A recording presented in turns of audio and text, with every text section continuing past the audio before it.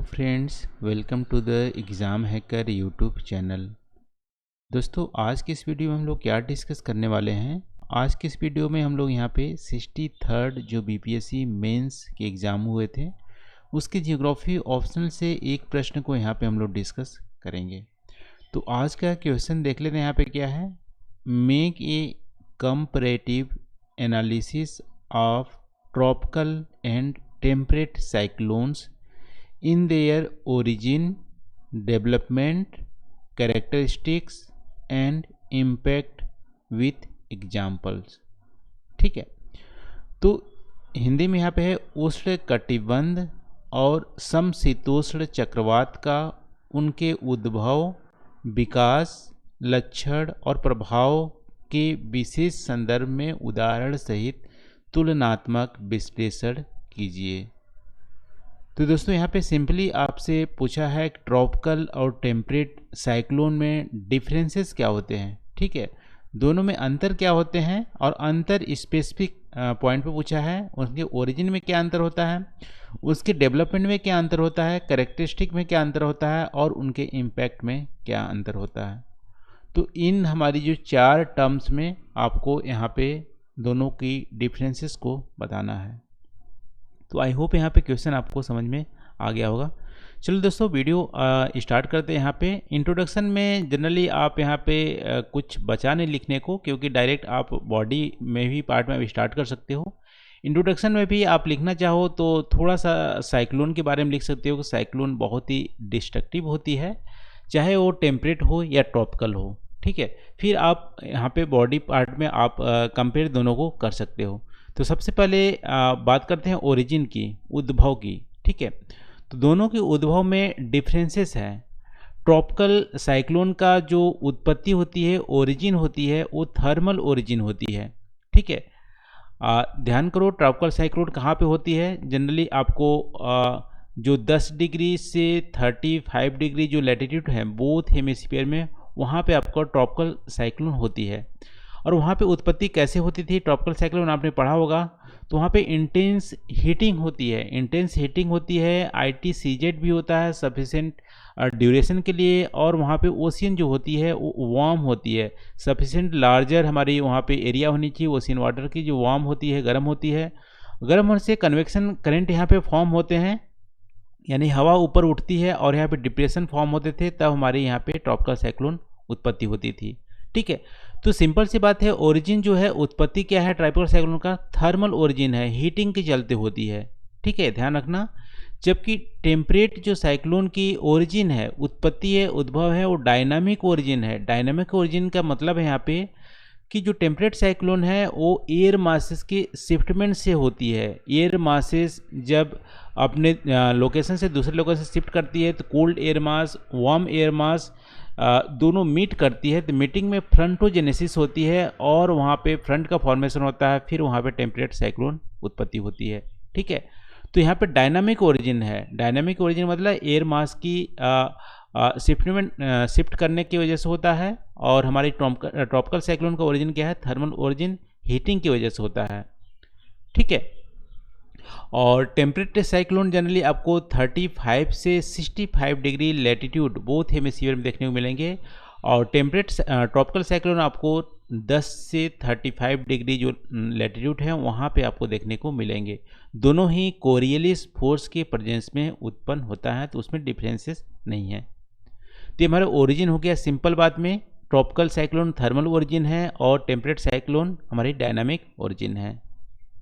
अब डेवलपमेंट की बात करें, दूसरा फील्ड में जो हमारा डिफरेंसेस पूछा, डेवलपमेंट, विकास की बात करें, तो देखो ट्रॉपिकल साइक्लोन हमारी ट्रॉपिकल एरिया में, ट्रॉपिकल सी में डेवलप्ड होता है, बट इसके डेवलपमेंट के लिए 3 स्टेज होते हैं। ठीक है, ट्रॉपिकल साइक्लोन डेवलपमेंट के 3 स्टेज होते हैं। पहला तो इंटेंस हीटिंग वहाँ पे होती है, बहुत ही लॉन्गर ड्यूरेशन के लिए, यानी कि 15-20 दिन के लिए। तो वहाँ पे हीटिंग के बाद दूसरा जो स्टेज है वहाँ पे डिप्रेशन फॉर्म होने लगता है। जैसे आपने न्यूज़ में सुना होगा कि भैया बंगाल में डिप्रेशन अभी फॉर्म हो रहा है। ठीक है, तो दूसरी स्टेज में डिप्रेशन फॉर्म होने लगता है, और ज़रूरी नहीं है हर डिप्रेशन में ट्रॉपिकल साइक्लोन आए ही उसके बाद डिप्रेशन के बाद हमारी ट्रॉपिकल साइक्लोन आ सकती है, नहीं भी आ सकती है। तो 3 स्टेज में हमारी ट्रॉपिकल साइक्लोन डेवलप होती है, और सिर्फ हमारी ट्रॉपिकल सी में होती है। ठीक है, जहाँ पे सी की जो वाटर है 35 डिग्री सेंटीग्रेड से ज़्यादा होनी चाहिए और कुछ लार्ज ड्यूरेशन के लिए, तभी यहाँ पे लेटेंट हीट ऑफ एवेपोरेशन होगा। लेकिन टेम्परेट साइक्लोन की बात करें, टेम्परेट साइक्लोन हमारी लैंड और सी दोनों में उत्पन्न हो सकती है, और इसके लिए जो डेवलपमेंट विकास होती है, जब हमारी जो एयर मास है वो मीट करते हैं, और मीटिंग के बाद वहाँ पे आप देखोगे जो हमारी फ्रंट का फॉर्मेशन होता है, तो वहाँ पे टेम्परेट साइक्लोन हमारी उत्पन्न हो सकती है। ठीक है, तो दोनों के डेवलपमेंट में डिफरेंसेस हैं यहाँ पे, जो कि हम लोग अभी डिस्कस किए। अब हम लोग डेवलपमेंट के बाद बात करें कैरेक्टरिस्टिक की और इम्पैक्ट को, दोनों के एक साथ हम लोग यहाँ पे ले रहे हैं, कैरेक्टरिस्टिक और इम्पैक्ट में। कैरेक्टरिस्टिक में बात करोगे तो जो ट्रॉपिकल साइक्लोन का जो एरिया है जहाँ पे वो अफेक्ट करता है, उसकी जो डायमीटर होती है वो लगभग में कम होती है as compare to temperate cyclone. Tropical cyclone की जो डायमीटर होती है 100 से 300 किलोमीटर की डायमीटर में ट्रॉपिकल साइक्लोन का इफेक्ट होता है, जबकि टेम्परेट साइक्लोन की जो डायमीटर होती है उसका जो इफेक्ट, जो एरिया होता है 300 से 1500 किलोमीटर होता है, यानी बहुत ही लार्जर एरिया में टेम्परेट साइक्लोन हमारी यहाँ पे अफेक्ट करती है। फिर विंड स्पीड की बात करें, ट्रॉपिकल साइक्लोन की विंड स्पीड बहुत ही ज़्यादा हाई होती है as compare to temperate cyclone. ठीक है, टेम्परेट साइक्लोन की विंड की जो स्पीड होती है 90 से 110 किलोमीटर पर आवर के अराउंड होती है। ट्रॉपिकल साइक्लोन के आपको 150 किलोमीटर से भी 300 किलोमीटर के आसपास कभी कभी होती है ट्रॉपिकल साइक्लोन की विंड्स। तो यहाँ पे विंड्स की स्पीड ज़्यादा होती है ट्रॉपिकल साइक्लोन में। अब यहाँ पे इम्पैक्ट में आप देख सकते हो कि ट्रॉपिकल साइक्लोन बहुत ज़्यादा डिस्ट्रक्शन लाता है। आप इंडिया में देख लो, जब भी ट्रॉपिकल साइक्लोन आती है, उड़ीसा में, तमिलनाडु में, वेस्ट बंगाल में, यहाँ पे बहुत ज़्यादा डिस्ट्रक्शन आता है। ठीक है, टेम्परेट साइक्लोन में इतनी ज़्यादा डिस्ट्रक्शन नहीं होती है, क्योंकि वहाँ पे विंड की स्पीड उतनी ज़्यादा नहीं होती है। ठीक है, अब एनर्जी सोर्स जो ट्रॉपिकल साइक्लोन को मिलती है वो लेटेंट हीट ऑफ एवेपोरेशन से होती है। जब हमारी मॉइस्चर ऊपर जाती है, तो वहाँ पे मॉइस्चर ऊपर जाने से कंडेंसेशन होता है। कंडेंसेशन के दौरान जो हीट रिलीज होता है, उससे हमारी ट्रॉपिकल साइक्लोन एनर्जी लेता है।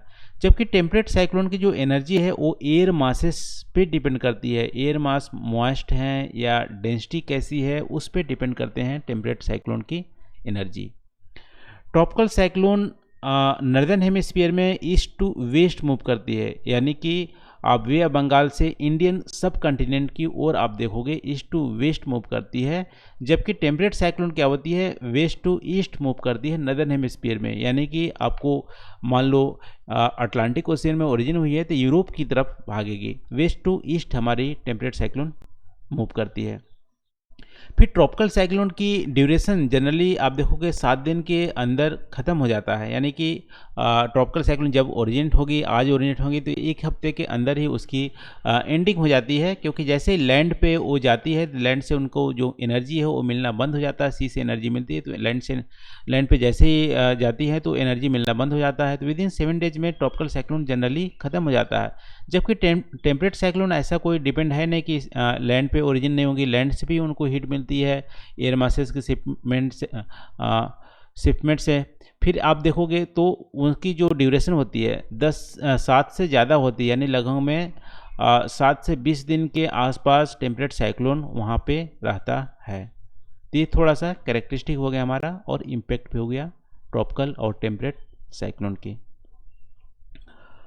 तो ये रहा दोस्तों डिफरेंसेस ट्रॉपिकल और टेम्परेट साइक्लोन में। आई होप यहाँ पे जो हम लोग डिस्कस किए हैं आपको पसंद आए होंगे, और कुछ भी यहाँ पे मिस हो गया हो तो आप प्लीज़ कमेंट करके आप शेयर करना, और यदि गलत पढ़ा दिए हुए हैं वो भी आप हमें कमेंट करके बता सकते हैं।